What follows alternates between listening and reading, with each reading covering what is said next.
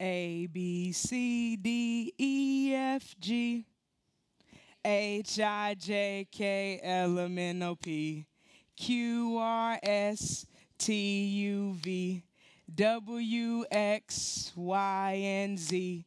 Now I know my ABCs. Next time, won't you sing with me? I knew I wasn't the only one that met my letters at the melody. My language is a tower constructed on the spine of a song which showed me at a very young age that my speech would always be made of music. We are always singing in our own way, every pain, every pride, and every light to lay lips on our existence. We are always acting, men and women in much too expensive costumes when the weight of our drama is in moments of deep nakedness and what it means to be bare and at the mercy of our fellow players. Even comedy can find no path away from our bones because in our darkest experiences, the lightning will strike at our core and come forth as the laughter that illuminates the world. Have you ever stopped to look at the building of your body that you walk through every day that you wake up? We are works of architecture. Art is in us because it is us, but we are still seeking ways to fill ourselves with things that scrape at our walls, not understanding that our insides are the ceilings of the Sistine Chapel. Before I was here in college, I had the privilege of going to a performing arts high school, 8th through 12th grade. Prior to that, I had the even deeper privilege of going to a performing arts elementary school, kindergarten through 7th grade. So from the time I was 5, I wore a smile made of cloud-drenched music notes and the mind like the Roman Colosseum on the day that it opened because I was taught that art is the avenue. Art is the alleyway that many men will walk by, not being able to see the street lights dance on all the best places in town to ever be the hole-in-the-wall spots where the men and the women dance like all 70% of the water in their bodies is under the stir of the moon and some chords the stars are playing for her that night. We have never not danced. We may not all be Alvin Ailey's and Elvis's, but we have never not danced, and we have danced. We will dance, and we will sing, and we will act, and we will draw, except not me, because I'm still 2 straight lines away from a decent stick figure. But we will make, and we will create our times into great archives, our stories into great histories, and ourselves into great men, because art is the avenue.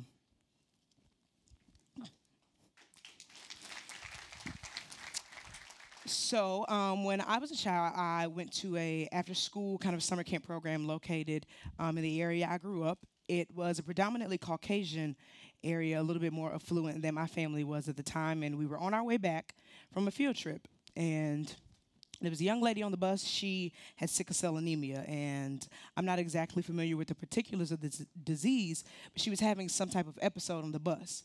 The camp director decided to take the young lady off into a country club kind of facility that was located right across from where the bus was parked. And he goes inside to the front desk and says to the man, hey, how you doing, sir? I'm really sorry to interrupt. I have a young lady. She's very ill. I need to get her some help. May we use your restroom? The guy at the front desk says, sir, this is private property. I'm going to have to ask you to leave. And the camp director, he kind of understands, but not really. He goes, sir, I'm sorry, but this young lady, she's very, very sick. We've already called the ambulance. I just need to get her some help. Can we, before he can finish, the guy says, sir, this is private property. I'm going to have to ask you to leave. And so the camp director, he's just pleading to no avail at this point. Sir, I need a restroom for this young lady. There's help coming. And he goes, I'm going to have to call the police. So for the safety of the young lady and for himself, they come outside of the facility. And on the bus, the students can see something is wrong. The young lady, she's in a lot of pain, and there's a lot of anguish on the face of the camp director. And as we were preparing to leave, police officer pulls up. Again, it's a very affluent neighborhood, predominantly Caucasian. It's very, very large white male. And I remember being afraid, and I remember the look on my camp director's face, who was a very good friend of my family. The police officer says to the camp director, boy, you get those kids on out of here. And the camp director looks at the police officer, and he looks at the student, who is still in a tremendous amount of pain. And he goes, officer, I'm so sorry. I understand. We got her. He goes, boy, get him home. So he gets back on the bus, and we head back to the facility. And the camp director tells us, guys, what we experienced today was something called racism. I'm going to give you a piece of paper, and I want you to write, I want you to draw how you felt about what happened to your friend today. And I think it was then that I began to understand. I think it was then when I started to take accountability for my experiences and begin to express them. I took that piece of paper and I wrote and I wrote and I wrote and I wrote. And I decided then that art was a means of expression, yes, but it was also a tool for us to be accountable to our own experiences. It gives us a responsibility because when things happen to people, they happen to all people, but they belong to you because of how they make you feel.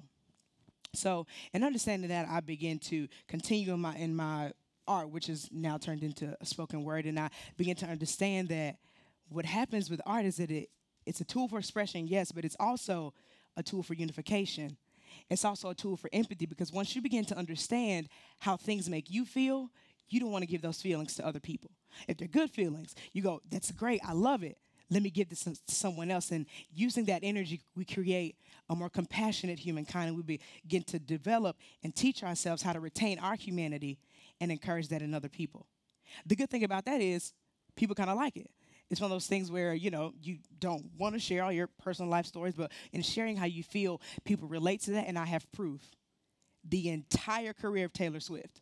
She spent the last 3 or 4 years crying and not whining. She's a very sweet girl, I presume, but hey, we've all been broken up with here. You don't have to raise your hand to that. She spent all of this time telling people how she feels, and she's touched countless people with, he broke up with me, he wears short shirts, and people get that. People relate to that, and people attach because they go, hey, me too. Me too. I've been hurt. I felt really good. I've smiled really hard once. I've cried really hard once. And in using that, we begin to understand art is the very first step on the path to the golden rule. You don't know how you want to be treated until you understand how you have been treated. You don't know that you want to treat someone that way until you've been treated. So you begin to condition yourself to say, hey, this is good. Hey, this is bad. Let me decide where I want to take that in. It's an interesting thing because that responsibility that we have by way of art, that accountability, it gives us a sense of existence. It makes us more human. It lets us know that things happen and we hurt and we break and we grow, but we know they happen because we're able to identify what they do for us. And they're very small, practical ways to implement being an artist, being a human. Somebody cuts you off in traffic. You don't have the time as a parent, as a professional, as a whoever or whatever you do, or in the theme of today, whatever you love, to write a full novel. You can record on your smartphone. Hey, so-and-so cut me off. I don't like that. There's a song playing on the radio. You're having a great day. Sing it to the top of your lungs because nobody can take that time away from you. Nobody can take those experiences away from you. Nobody can take the moments away from you. And in that, we give ourselves permission. And in that, we create a pathway. In that, we give ourselves the opportunity to make our stories into great histories, to make our times into great archives, to make ourselves into great men. Because art is the avenue. Thank you.